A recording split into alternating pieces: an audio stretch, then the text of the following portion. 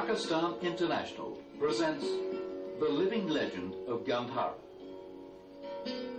The soft sunlight finds its way over the steps and through the arches of a once happy and prosperous habitation.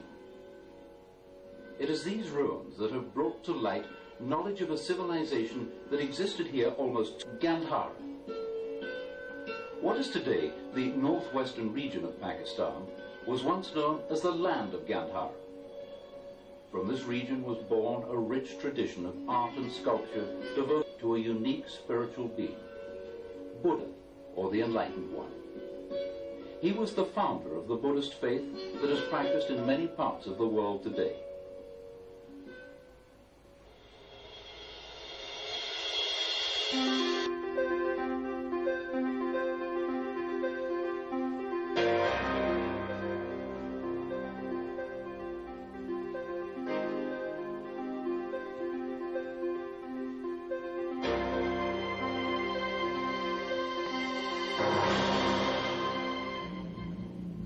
Around Taxila, at Takht-e-Bahit, Deer, and in the Swat Valley, the Gandhara culture had flourished. This fertile land was the seat of many an empire, including that of Alexander the Great.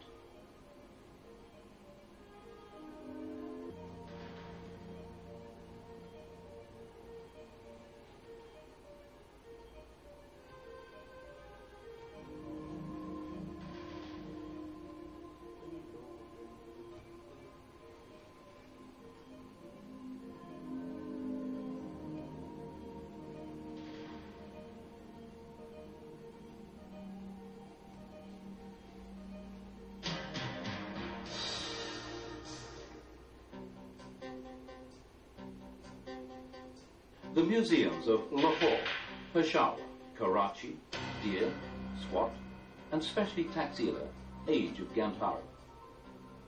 Each piece, a treasure in itself, tells us of the wonderful rejuvenation of Buddhist culture to 5th centuries AD, many hundred years after the death of Buddha. The sculptors of the age carved statues, and in the relief panels they unfolded the entire story of his life.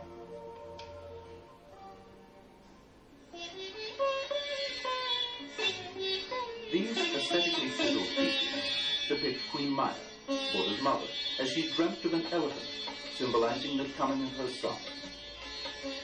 Born as Prince Siddhartha, he grew up surrounded by the luxuries of royalty. He was educated and groomed in the arts of princely life. He married and had a son. The images of Buddha during this period of his life are called the Bodhisattva images, where he showed in full princely regard.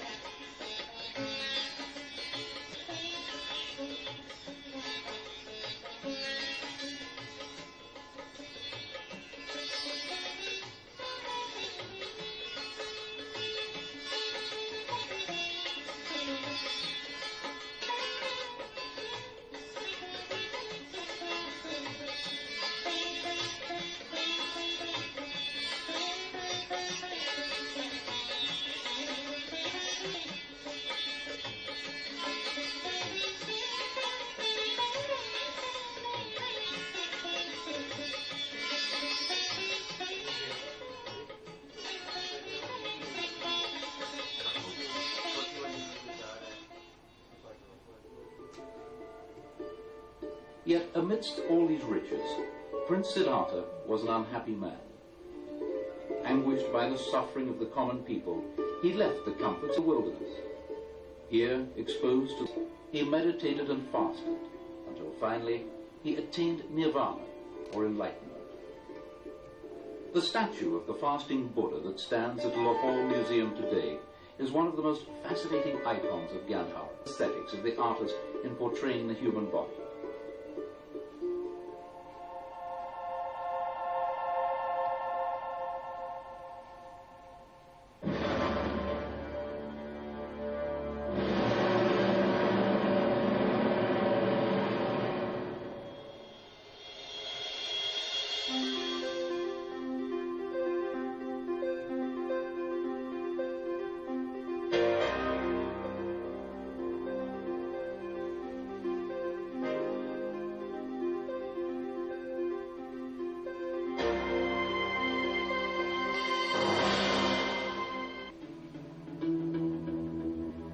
As the legend goes on, Buddha then began to preach to his disciples. He is shown seated in the position of a yogi or ascetic. A deep serenity is visible on his face, while signs of his intelligence can be detected by or protuberance on his head, and the una depicting foresightedness in the center of his forehead.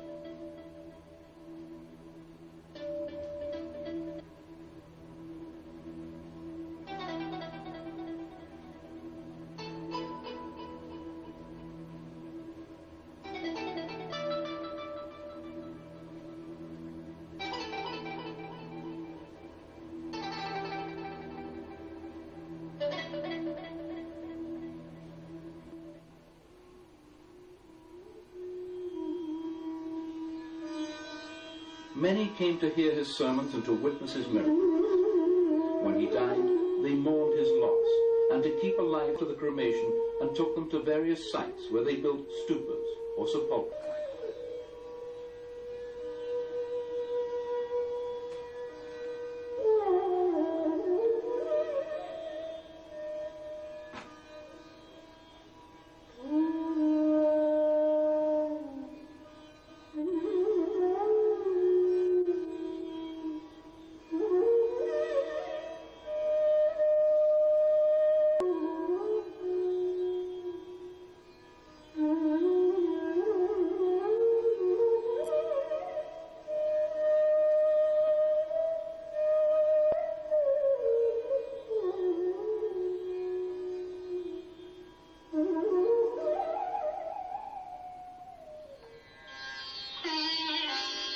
Of the Gandhara tradition.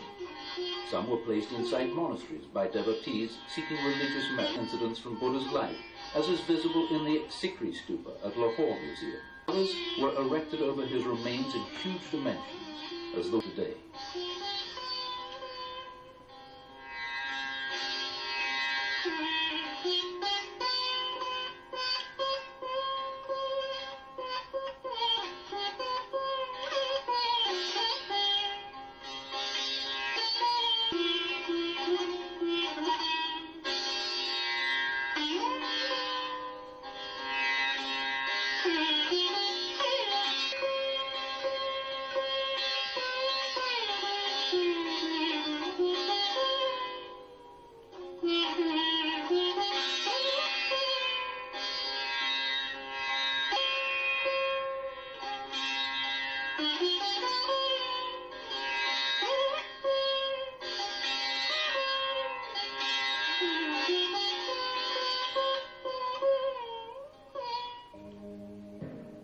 Archaeologists excavated the cities of Gandhara, especially Taxila.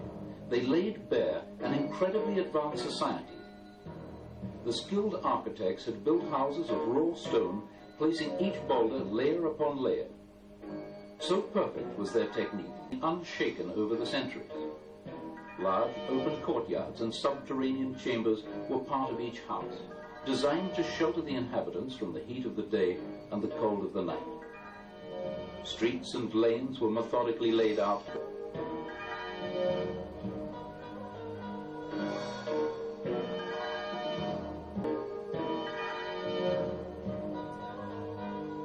At Jubahi stood two of the great monasteries.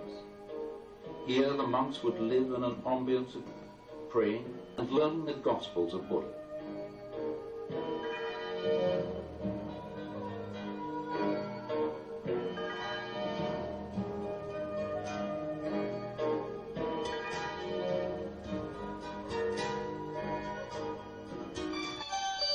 The numerous artifacts and the gold and copper coins that have been unearthed speak of an economic well-being, probably a result of the prospering trade links between Gandhara and the Greek and Roman empires through the famous Silk Route. Trade opened the door to a foreign influence over art and toga-like robes and the Apollyon facial features of almost all Gandharan iconology. We can distinguish a harmonious synthesis of local and Hellenistic craftsmanship.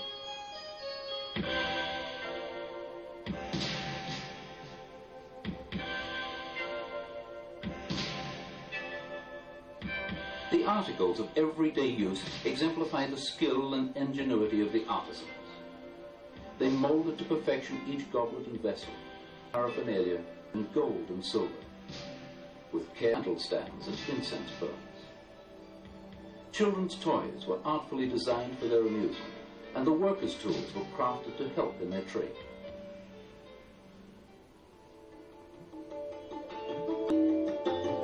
Five and inherent features of our modern-day lives.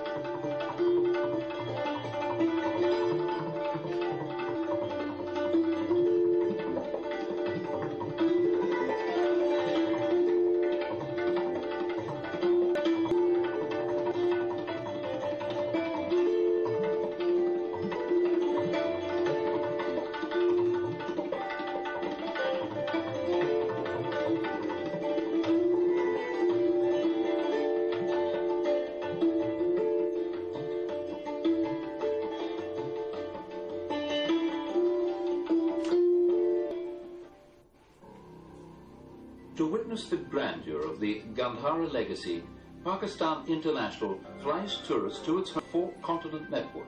Gandhara are the modern capital of Pakistan.